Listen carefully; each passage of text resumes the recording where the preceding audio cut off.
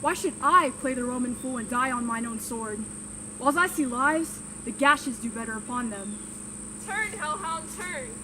Of all men else I have avoided thee, but get thee back, for my soul is too charged with the blood of thine already. I have no words. My voice is in my sword. Thou bloodier villain than terms can give thee out.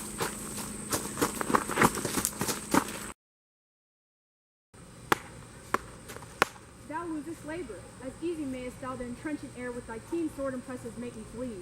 Let fall thy blade on vulnerable crest. I bear a charmed life, which must not yield to one of woman born.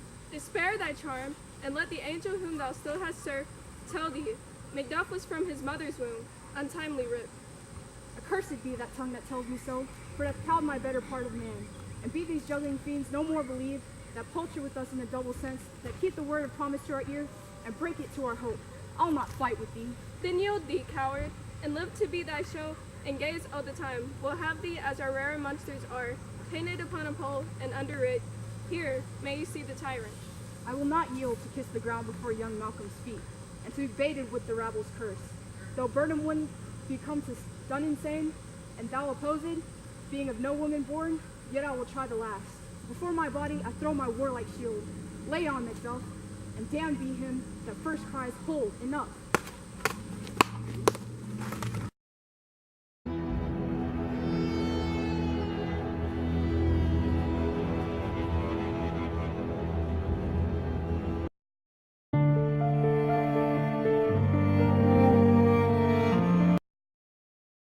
Macduff is missing, and your noble son.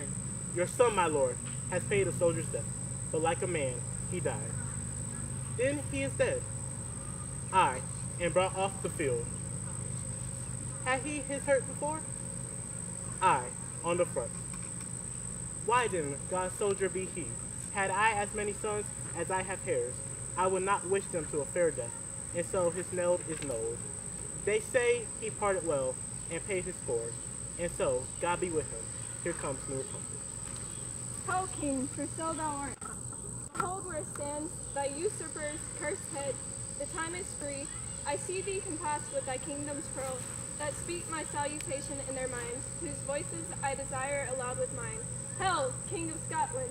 Hail, King of Scotland! We shall not spend a large expense at time before we reckon with your several loves, and make us even with you. My thanes and kinsmen, henceforth be earls, the first that ever Scotland in such honour named. What's more to do, which will be planted newly with the time, as calling home our exiled friends abroad, that fled the snares of watchful tyranny, producing forth the cruel ministers of this dead butcher and his saint-like queen, who, as 'tis thought, by violent hands and self, took off her life. This and what needful else, that call upon us, by the grace of grace, we perform in measure, time, and place. So thanks to all and each one, whom we invite to see us crowned as stone.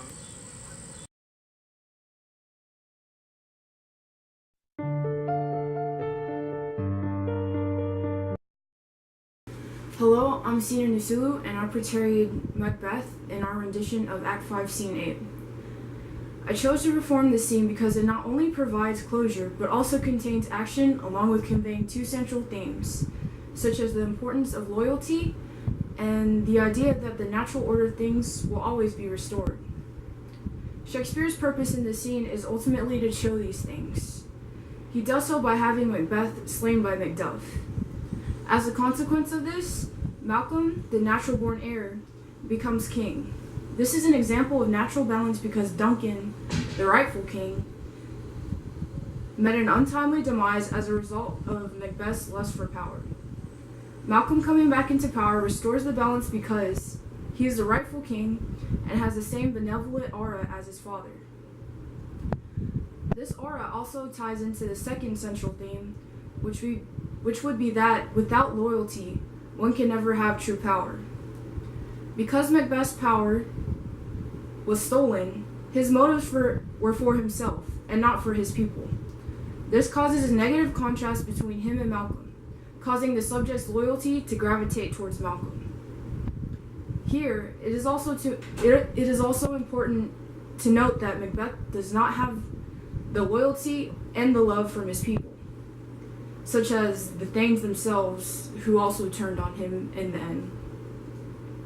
Finally, some directional choices that we made were Macbeth's costume and portrayal of emotion. Macbeth wears black to represent corruption and red to represent his passion for power, and the blood from the lives he has taken. I feel like emotion-wise, the most important part is when Macbeth says, "I'll not fight thee," to Macduff. I thought that this was important because at this point is when Macbeth realizes that he's not meant to defeat Macduff, and the witches have tricked him, and that his overconfidence in them was ultimately his downfall. My character was Malcolm, and he was important because he was like the natural born heir, and him being Macbeth being killed was like helping him get in and like restore the power of Scotland, or restore Scotland. We chose gold, green, and like fur for Malcolm because they're like natural colors, and it's just like really natural because he was a natural born heir, and he was of high status because he was Duncan's son, and and like how our performance supported Shakespeare's play was like we kind of like the way that we picked our clothing and the colors and how we put everything together. Why I feel like we chose the scene was because it was kind of the closing point and like the real true turning point of Macbeth being killed by Macduff, and its significance was just, it was like the restoring of Scotland. So turning everything around pretty much.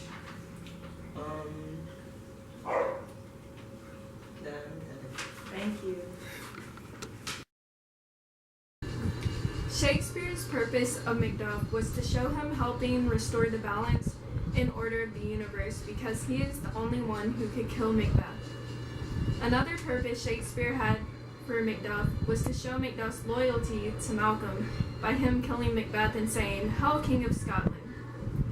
Because Macbeth was the king and never got that kind of respect, but Malcolm got the respect because he was a natural born ruler, and Macbeth just stole the power. Our directorial choices that supported Shakespeare's purpose was mainly in the clothing. For Macduff, we found heroic clothing, such as the blue jacket, because blue is a heroic color, such as red versus blue. Red being evil, and blue being good. Also, Macduff had a white dress shirt and white boots. White representing purity and being clean. He was clean in that he only killed Macbeth to restore the balance, all while showing loyalty to Malcolm. It also almost appeared that Macduff looked somewhat like Jesus because of the hair and beard, but that was just coincidental. The analysis of why I chose this scene. I chose this scene because it's the final scene of the book, so obviously it's going to have importance. It also shows disorder to order and restoration of balance in the universe. But I also chose this scene because Macduff is getting revenge for Macbeth killing his family, which ultimately was what made Macduff want to kill him. This scene is an important microcosm of the entire play. For Macduff, the scene was important for the grand scheme of the entire play because, as stated previously, he actually defeats/kills Macbeth, and in doing so, he restores the balance of the universe. And it shows the lengths Macduff was willing to go to show his loyalty to Malcolm. Hey y'all, I'm Will.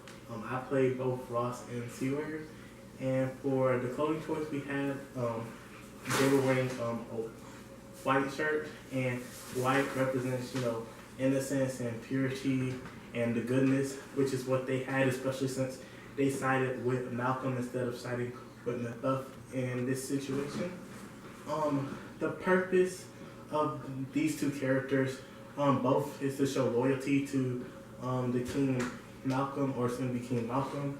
Seward, he shows very little grief to his child who died, and that's because of the way he died, which was the willingness for the king, is a very respectable death in his eyes, an honorable death. And he even says, and I quote, "I would not wish them to a fair death," which shows that he believes this is a good cause. And similar with Ross, and he is a Thane, so his role as Thane is to show loyalty and goodness.